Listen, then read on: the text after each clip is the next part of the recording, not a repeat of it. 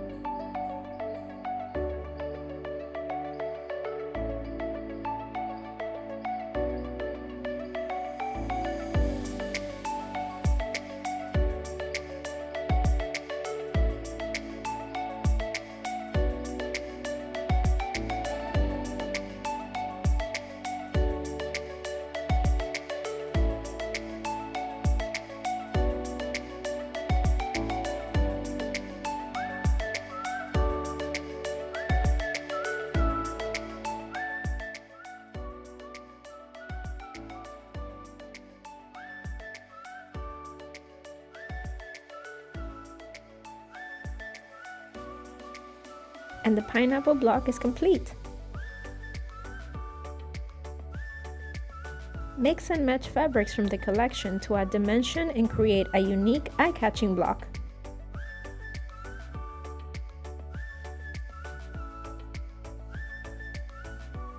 We hope you enjoyed this tutorial. Give this video a big thumbs up and don't forget to subscribe to the Art Gallery Fabrics channel for more quilting inspiration. Until next time, happy sewing!